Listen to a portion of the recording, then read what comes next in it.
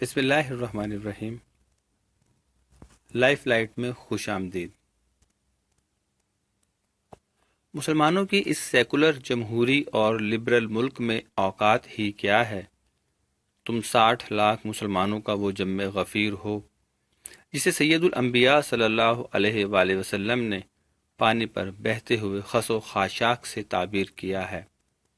تمہیں بہت ذوم تھا کہ تم فرانس میں 9% ہو اور تمہارے ووٹ کی جمہوری نظام میں اہمیت ہے۔ یہ والٹیئر، وکٹر ہیگو اور سارتر جیسے فلسفیوں اور سیاسی دانشوروں کی دی گئی سیکولر اخلاقیات کا فرانس ہے۔ ان کے انقلاب کو انقلابات کی ماں کہا جاتا ہے۔ اسی کی کوکھ سے جمہوریت، سیکولرزم اور لبرلزم نے جنم لیا۔ مذہب کو خونی افریت بنا کر 9 دسمبر 1905 کو ریاست کے کاروبار سے علیحدہ کر دیا گیا اور فرانس پرنسپل نسل، زبان، رنگ اور علاقے کا پرچم لہرا دیا گیا۔ مذہب کاروبار سلطنت سے رخصت ہو چکا تھا۔ اب سیکولر لبرل دعووں کے مطابق دنیا امن کا گہوارہ بن جانی چاہیے تھی۔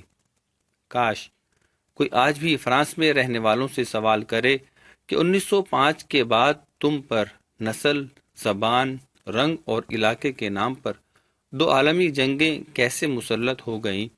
تمہارے شہر اجڑے، مرد، عورتیں اور بچے قتل ہوئے۔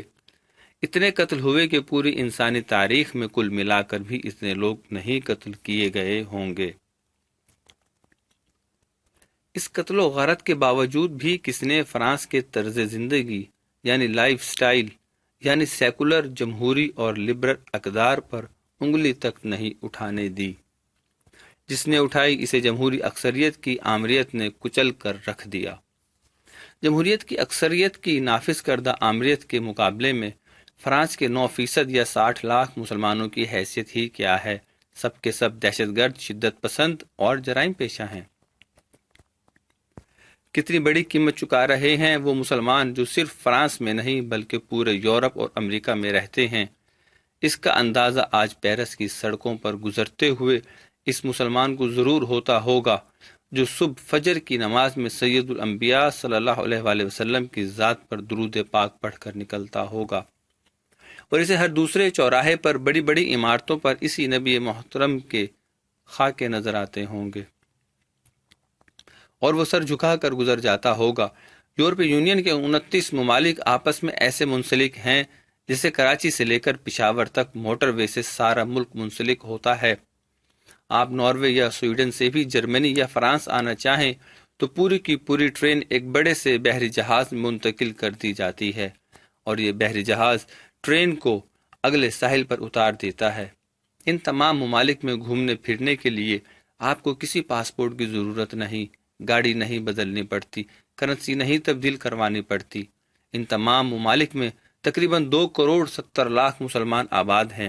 اسی یورپی یونین کے 29 ملکوں سے 10 لاکھ افراد 11 جنوری 2015 کو چارلی ہیبیڈو کے ان خاکے بنانے والوں کے ساتھ اپنی عصبیت یعنی سولیڈیرٹی کا اظہار کرنے کے لیے جمع ہوئے تھے۔ ان کا ساتھ دینے کے لیے یورپ، امریکہ اور ایشیا سے 40 سربراہان مملکت، دنیا بھر کے اداکار، ادیب، شاعر اور گلوکار سب پیرس آئے تھے۔ مسلمان حکومتوں میں سے ترکی کا وزیر اعظم احمد دوغلو، اردن کا شاہ عبداللہ، فلسطین کا محمود عباس، متحدہ عرب امارات کا عبداللہ بن زید، مالی کا ابراہیم بجار، تیونس کا مہدی جمعہ اور لبنان کے جبران باسل جیسے نمائندے بھی شامل تھے۔ کیا المیہ ہے کہ آج پیرس کی دیواروں پر توہین آمیز خاکوں کے خلاف اپنے غم و غصے کے اظہار کے لیے یورپی ممالک میں آباد 3.25 کروڑ مسلمانوں میں سے چند ہزار بھی وہاں جمع نہیں ہو سکے۔ یہ مسلمان 10 لاکھ تو کیا 1 لاکھ بھی جمع ہو جاتے تو آج نقشہ عجیب ہوتا۔ ان یورپی مسلمانوں کو تو کوئی ویزا نہیں لینا تھا۔ یہ اگر اکٹھے ہوتے تو شاید دنیا بھر سے مسلمان کھلاڑی، ادیب، شاعر، حکمران، سیاستدان بھی ان کی حمایت میں وہاں جانے کے لیے تیار تو ہو جاتے۔ بے شک انہیں اجازت نہ ملتی، لیکن دنیا بھر میں ایک طوفان ضرور کھڑا ہو جاتا۔ فرانس انہیں آنے سے روکتا تب رسوا ہوتا، آنے دیتا تو اور تماشا لگتا۔ یورپ میں آباد مسلمان بقول افتخار عارف سگے زمانہ ہی جو نہ تو اپنے ملکوں میں ستائے گئے اور نہ ہی ان پر کبھی عرصہ حیات تنگ ہوا تھا، کوئی اکا دکا جان کا خطرہ پا کر سیاسی حالات کی وجہ سے یہاں ضرور آیا ہوگا، لیکن باقی تو سب فقط تلاش رزق میں یہاں آئے، وہ بھی فاقہ زدگی سے تنگ آ کر نہیں، بلکہ رزق کی موجودگی میں مزید بہتر حالات کی تلاش میں یہاں پہنچے۔ مسلمانوں کے کسی ملک، شہر یا گاؤں میں فاقہ زدگی کا عالم نہیں تھا۔ اپنے کھیت کھلیان اور کاروبار و مزدوریاں چھوڑ کر یہ لوگ یورپ پہنچے۔ اس معاشی ہجرت کی جو قیمت ان لوگوں نے ادا کی ہے، اس کی کہانیاں سنانے لگوں تو کئی دنوں تک شام غریباں کا سما طاری رہے۔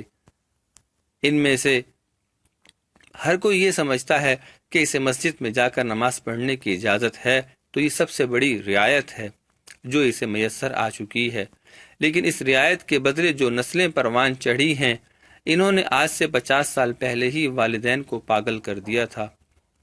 برطانیہ کے شہر بریڈ فورڈ میں 1969 میں ایک نفسیاتی مریضوں کا ہسپتال کھولا گیا جس کا نام تھا trans culture unit of psychiatry.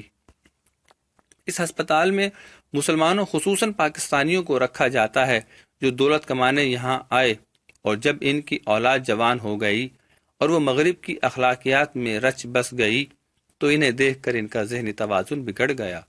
گھرانوں کے گھرانے اور نسلوں کی نسلیں ایسی برباد ہوئیں کہ ہر کوئی ایک دوسرے سے منہ چھپانے لگا۔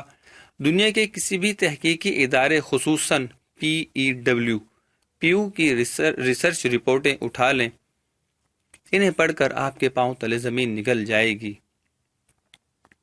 ہجرت کرنے والے مسلمان برباد ہوئے تو ایسے کہ یورپ میں پیدا ہونے والے جسم فروش عورتوں میں ان کی اکثریت ہو گئی، اور ان میں جو کامیاب ہوئے تو ایسے کہ انہیں اپنا دین مذہب سب چھوڑنا پڑا۔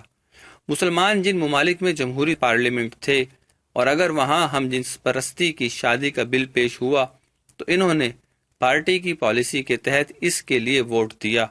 اسی پیرس میں جنوری 2014 کو جب پریڈ کے دوران ہم جنسی شادی کے حق میں پیٹیشن پر دستخط ہو رہے تھے تو 7,000 مسلمان ایکٹیوسٹ نے بھی دستخط کیے تھے۔ ایسے مسلمانوں کی موجودگی میں کارٹون بنائے جائیں، توہین رسالت کی جائے، سب روا ہے، کیونکہ وہ خود کو مسلمان نہیں بلکہ فرانسیسی طرز زندگی، فرینچ لائف سٹائل کا حصہ تصور کرتے ہیں۔ یہ خاک در اصل نفرت کی ایک علامت ہے۔ آسیہ مسیح ملاؤنا کی تصویر کا بہت بڑا بینر پیرس شہر کی میونسپل کمیٹی کی عمارت پر کئی سال تک لہراتا رہا اور پیرس کے مسلمان اس کے سامنے معمول کے مطابق گزرتے رہے۔ کسی نے کبھی سوچا کہ ایسا کیوں کیا گیا؟ آسیہ ملاؤنا کس بات کی علامت تھی؟ توہین رسالت کی علامت تھی۔ یورپ کے مسلمان شہریوں کو بتانا مقصود تھا کہ اگر کسی پر تمہارے نبی کی توہین کا صرف الزام ہی آ جائے، وہ ہمارے لیے اتنا باعزت بن جاتا ہے کہ اس کا بینر ہم کئی سال تک پیرس کی میونسپل کمیٹی کی بڑی عمارت کے باہر لگائے رکھتے ہیں۔ ورنہ آسیہ مسیح کا پیرس کے لائف سٹائل سے کیا تعلق؟ یہی رویہ ہے کہ جس استاد کی وجہ سے یہ ہنگامہ کھڑا ہوا، جس نے کلاس میں رسول اکرم صلی اللہ علیہ وآلہ وسلم کے کارٹون اظہار رائے کے نام پر دکھائے تھے، اسے ایک چیچن مسلمان نے قتل کیا۔ اسے فوراً فرانس کے سب سے بڑے اعزاز لین آف آنر سے نوازا گیا۔